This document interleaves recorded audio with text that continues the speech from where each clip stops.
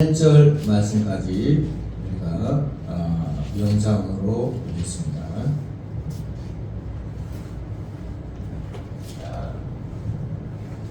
곧 하나님이시니라. 그가 태초에 하나님과 함께 계셨고 만물이 그로 말미암아 지은 바 되었으니 지은 것이 하나도 그가 없이는 된 것이 없느니라. 그 안에 생명이 있었으니 이 생명은 사람들의 빛이라. 빛이 어둠에 비치되 어둠이 깨닫지 못하더라. 하나님께로부터 보내심을 받은 사람이 있으니 그의 이름은 요한이라.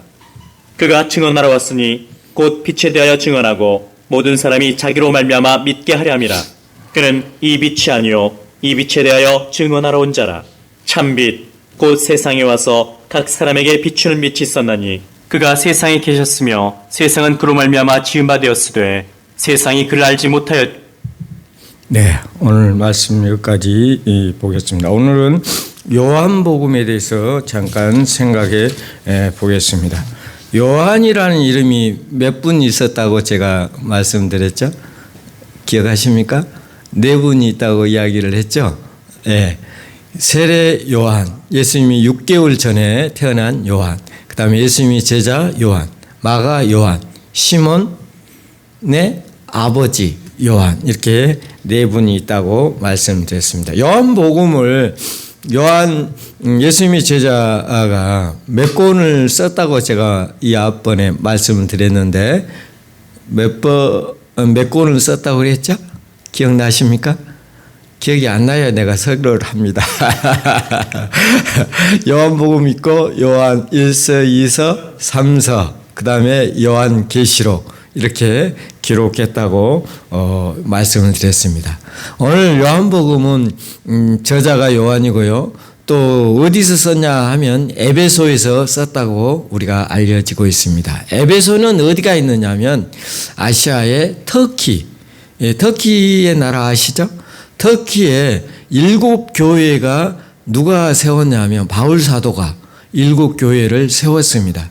그 중에 이제 에베소가 아주 큰 도시였는데요. 저도 이제 에베소를 한번 가봤는데 터키 옛날에 사도 바울이 했던 거는 흔적도 없고 기둥만 이렇게 있더라고요. 그래서 이제 에베소를 한번 다녀온 적이 있습니다. 본서는 저자의 이름은 직접 이게 밝혀지지 않지만 예수님이 사랑하는 제자 요한이 썼을 것이다 라고 다들 이야기하고 있습니다. 전승에 의하면 요한은 그의 말년에 에베소에서 설교를 하고 가르친 활동을 했다 이렇게 우리가 알고 있습니다. 그는 도미티우스의 항제 때에 기원 95년경에 에베소로부터 반모섬으로 유배에 가기 전에 기록한 책이다. 반모섬은 여러분 들어보셨습니까? 지금은 그리스령입니다. 그리스하고 터키하고 이렇게 바다를 두고 이렇게 접경에 두고 있습니다. 지금 터키는 이슬람 국가이죠. 그런데 이제 그리스는 예수 그리스도의 바울 사도가 세계 2차 전도 여행 때부터 했던 곳이 바로 그리스입니다. 그러므로 요한이 유배에 가기 전에 기록한 책이 바로 요한복음이다. 이렇게 아시면 될 것 같습니다. 에베소에서 기록한 것으로 추정되지만 이방 기독교인들과 모든 기독교인들을 위해서 기록한 책이 바로 뭐다? 요한복음이다. 요한은 예수님이 하나님의 아들심을 증거하기 위해서 본서를 기록하였습니다. 여기서 보니까 태초에 말씀이 계시니라. 그 말씀이 하나님과 함께 계신 이 말씀은 곧 누구다? 하나님이시다. 요한복음 1장 1절 말씀. 그러니까 하나님이 누구냐? 그리스도다 하는 게, 말씀은 뭐냐? 예수 그리스도를 이야기하고 있는 것입니다. 요한은 예수님이 하나님의 아들이심을 증거하기 위해서 본서를 어쨌다? 기록했다. 예수님이 누구의 아들이다? 하나님의 아들이다. 여러분 믿습니까? 아멘. 기록한 것이 분명하게 얘기해 주고 있습니다. 공간복음을 더 보충하기 위해서 공관복음은 뭐예요? 마태, 마가, 누가복음을 공관복음이라고 합니다. 이 공관복음을 보충하기 위해서 요한복음을 기록했다. 특징에 보면은요, 요한복음 여러 가지 면을 공관복음하고 살짝 다른 면이 많이 있습니다. 장소와 시간을 들 수 있고요. 예수님이 활동하신 장소에 대해서 마지막 주간만 제어하고는 공관복음에서 주로 갈릴리 공관복음에서는 갈릴리 사역을 주로 이야기를 하고 있는데 요한복음에서는 유대 지방, 지금 이스라엘 나라를 중심으로 기록한 책입니다. 시간상으로 봤을 때 공관복음은 딱 한 번 나오는 유월절 사건. 유월절 혹시 아십니까? 무엇인지? 유월절 절기가 있습니다. 우리가 강복절 하면 뭐가 생각납니까? 일제에서 해방된 것을 강복절이라고 하죠. 우리 유월절은 뭐냐면, 야곱이 출애굽, 애굽으로 가서 몇 년 동안 살았습니까? 430년 동안 거기서 살았어요. 근데 그 430년 동안 살면서 나올 때 그 절기가 뭐라고요? 유월절입니다. 그때 이제 모세를 통해서 애굽에서 탈출을 했잖아요. 그죠? 재앙이 몇 번 일어났습니까? 예, 맞습니다. 10가지 재앙이. 마지막 재앙이 뭐예요? 어이구, 잘하십니다. 장자, 태초에 제일 처음에 장자의 죽음을 맛보게 되는 것입니다. 그래서 뭐에다가 문설주에 뭘 발랐어요? 양의 피를 발랐습니다. 그 양의 피를 바르는 자는 그 안에 있는 사람들은 다 어째서요? 죽음을 면했습니다. 이 양의 피는 뭘 상징하느냐 하면 예수 그리스도를 상징합니다. 우리가 예수님 안에 들어오면 제사함을 어째요? 받을 수가 있다는 사실을 아시기 바랍니다. 그래서 이 유월절 사건을 한 번밖에 안 했는데 요한복음에서는 3번 내지 4번을 다루고 있습니다. 그래서 예수님이 몇 년 동안 공생애를 했냐면 3년에서 4년 사이, 우리가 이야기할 때 3년 6개월 정도 공생애를 하셨다, 이렇게 이야기를 하는 것입니다. 우리가 언어상 용법을 들 수가 있는데요. 공관복음의 특징은 표현, 형식은 비유이며 또 여기에 교육적인 진술을 가미하고 짧고 생생한 구절들을 많이 이해할 수가 있는 것입니다. 간단한 사건들이 많이 나타납니다. 반면에 요한복음은 기록된 예수님의 교훈은 긴 강론을 하고 있다는 것입니다. 형식적으로는 그렇게 되어 있습니다. 관점을 우리가 잘 생각해 볼 수가 있습니다. 공관복음에서는 예수님의 가르침이 하나님이 나라의 중심을 두고 있는데 반해 요한복음 강론은 대부분 예수님 자신이 누구다? 하나님이다는 것이죠. 예수님이 하나님과의 관계를 이야기해 주고 있는 것이 뭐다? 요한복음이다. 특별히 영생이라는 주제를 집중적으로 이야기해 주고 있는 것입니다. 전체 구절을 들을 수가 있다는 것입니다. 공관복음에서 나타나는 예수님의 교훈의 기본적인 구조는 오는 시대가 된다면 현재의 역사가 종지부를 찍고 하나님의 나라가 세워질 것이라는 시간적인 약속을 해주고 있는 것입니다. 공관복음에 제시하는 세계의 역사의 구조는 이 세대와 또 오는 세대, 현 세대, 미래 세대 사이에 종말적인 이중적인 구조를 갖고 있다는 것입니다. 그런데 요한복음에서는 이러한 시간적인 이중 구조가 다른 종류의 구조로 대치되어 있습니다. 즉 현재와 미래의 긴장 대신에 위와 아래, 하늘과 땅, 하나님의 영역과 세상의 영역 사이에 긴장이 존재하고 있다는 사실을 이야기해 주고 있습니다. 그래서 예수님의 사건이 바로 하나님이라는 것을 이야기할 때 요한복음이라는 거예요. 요한은 하나님으로 오신 예수님을 강조하고 있다는 사실을 우리가 알아야 될 것입니다. 요한복음은 예수님이 행하신 놀라운 기적들이, 표적들이 많이 일어납니다. 표적이 몇 가지가 나왔냐면 7가지 표적을 요한복음에서 일어나고 있습니다. 우리가 한번 생각해 보면 요한은 유일하게 보혜사 성령에 대해서도 다루어 주고 있는 것입니다. 그 보혜사 성령은 곧 성령님에 대한 이야기입니다. 다락방에서 최후 만찬을 나눌 때 예수님 앞으로 오실 성령님에 대해서 예수님은 이야기해 주었습니다. 예수님은 성령이 대신해서 이 땅에 오실 것을 이야기해 주었던 것입니다. 예수님의 사역은 성령님의 사역으로 바꾸어진다는 것입니다. 예수님이 세상을 떠나시고 나서 보혜사 누구를 준다고?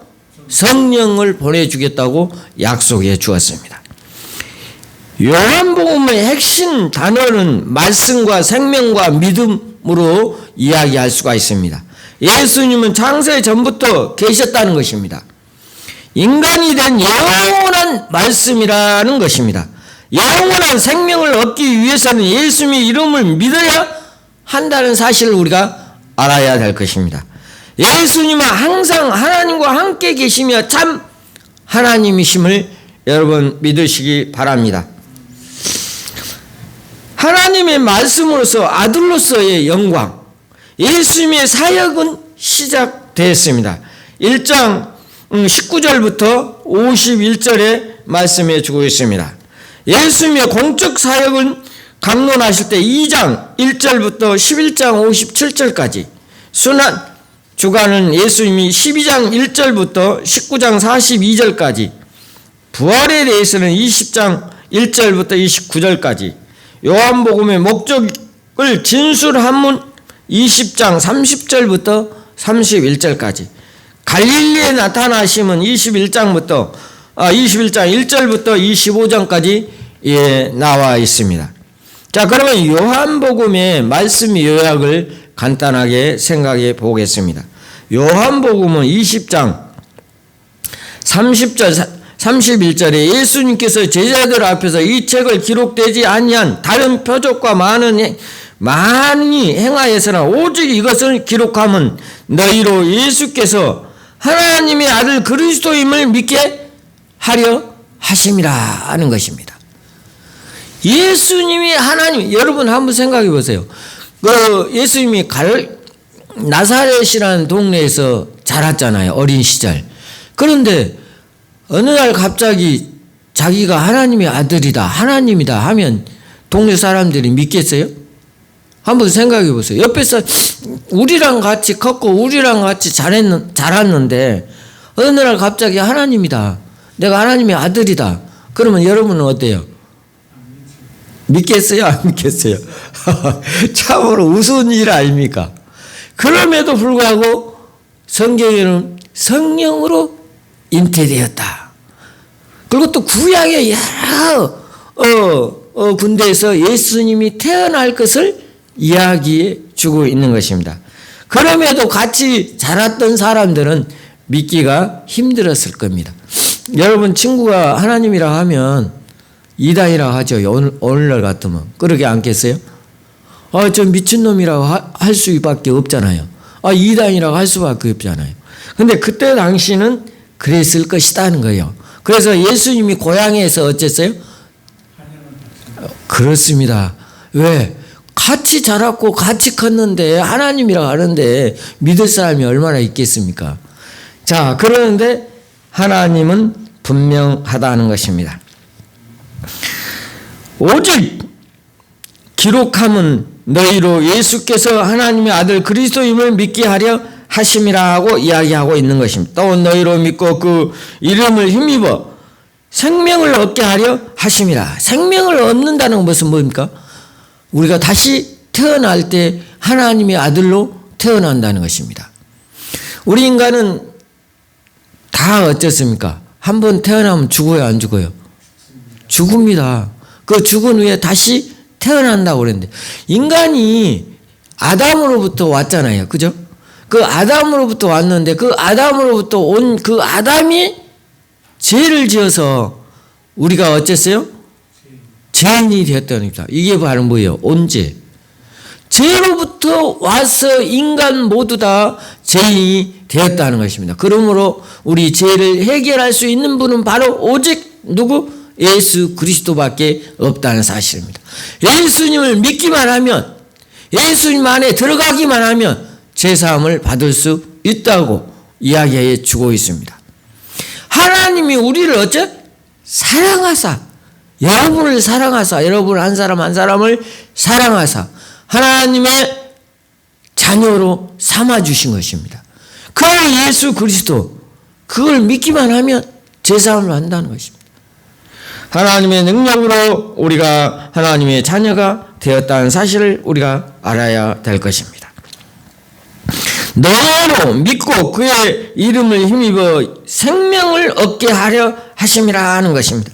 이 말씀에서 이 두 번이나 나온 믿다라는 동사가 바로 요한복음의 핵심 단어입니다.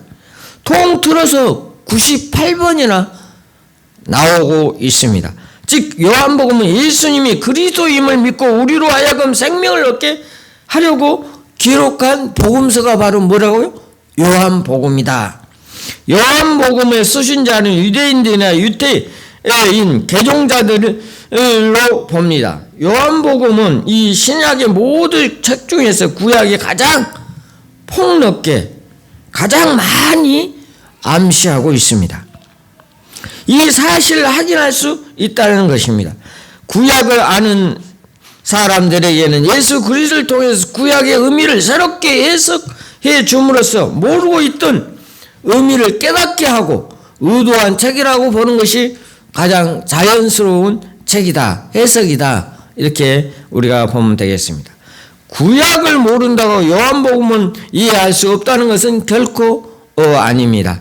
구약에 대한 깊은 지식이 있을 때 더 풍성한 깊은 이해가 가능하도록 구성되어 있다는 것입니다. 그래서 어떤 학자는 요한복음에 대해 어린아이가 헤엄쳐 놀 수 있을 정도로 안전한 책이다, 이렇게 이야기할 수도 있지만 코끼리가 익사할 정도로 깊다고 이야기하는 사람도, 평가한 사람도 있습니다. 요한복음은 공관복음이라 부르는 다른 세 개의 책과 복음서와 여러 면에서 다르다는 것입니다. 공관복음에서 예수님을 묘사할 때 그분은 메시아라고 명확하게 표현하는 것이 피해가거나 그분의 신성에 대해 매우 완고하게 표현하거나 인자라는 호칭과 같이 매우 미묘한 표현으로 사용을 합니다. 마치 읽는 이들에게 상신적인 이런 분을 누구냐고 물으실 수 있는 것입니다.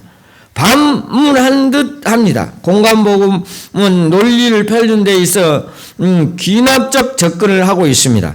반면 요한복음은 연역적 접근으로 예수 그리스도를 묘사하고 있다는 것입니다.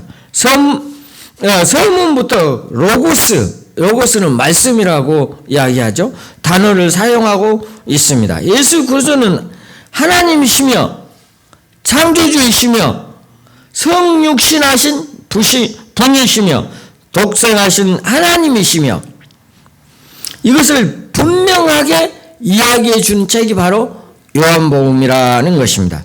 요한복음은 공관복음에 비해 그리스도의 신성에 대해서 담대하게 전해주고 있습니다. 적극적으로 표현하고 있다는 사실입니다. 모세를 믿었더라면 또 나를 믿을 것이다.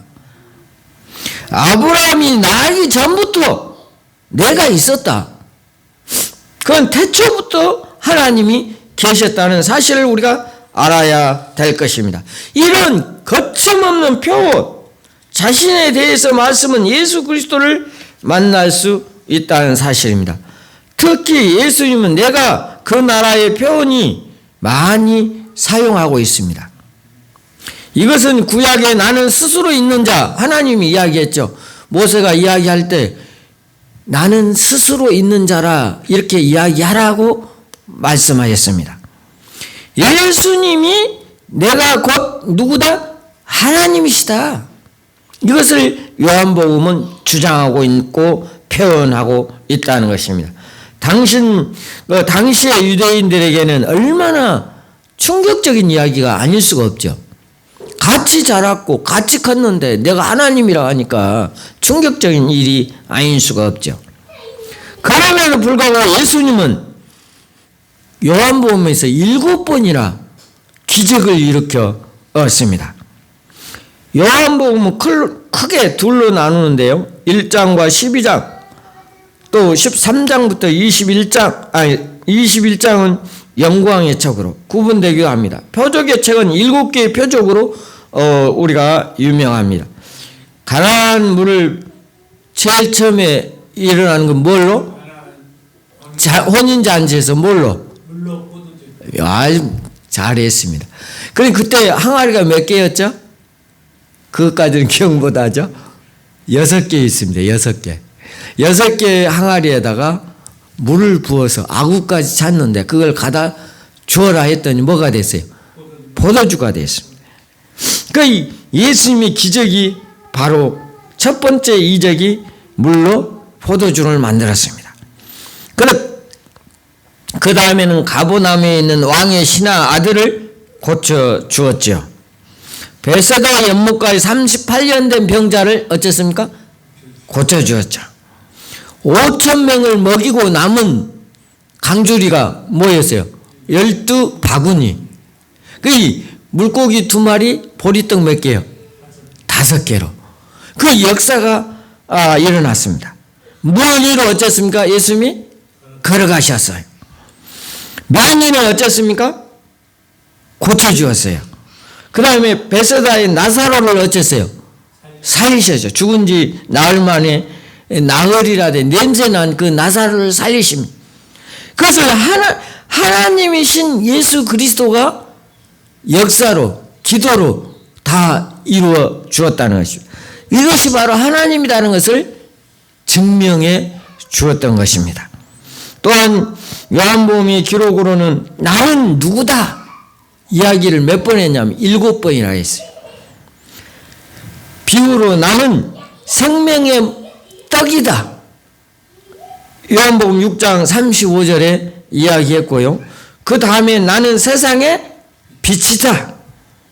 우리 집사님 잘 아시네요. 8장 12절 나는 양의 문이다. 그 다음에 나는 선한 목자다. 그 다음에 나는 부활이요 생명이다. 그 다음에 나는 곧 길이요 진리요 생명이다. 마지막으로 나는 포도나무다. 요한복음 15장에 너무 여러분 잘 알죠. 1절은 뭐냐? 아버지는 농부고 나는 포도나무고 너희는 가지다. 5절에 보면 뭐라고 그랬어요? 내가 저 안에 저가 내 안에 있으면 이 사람은 과일을 많이 맺나니 나를 떠나서는 너희가 아무것도 할 수 없습니다. 여러분 가지를 한번 보세요. 가지를 보면요, 이 봄에는 뭘 합니까? 전지를 합니다. 전지라고 아십니까?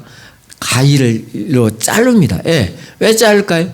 이 나무가 포도나무를 너무 많이 열면 상품 가치가 없어요. 예, 조그마해요. 그래서 전지를 합니다. 그래서 상품을 만들기 위해서 전지를 만들어요. 그리고 나무 자체를 살리기 위해서 전지를 한다. 전지된 나무는 어째서요? 뭐하다가 어디다 풀을 떼겠죠. 그 나무로서의 가치가 아무것도 없어요. 포도나무는 나무로서의 가치가 전혀 없어요. 뭐만?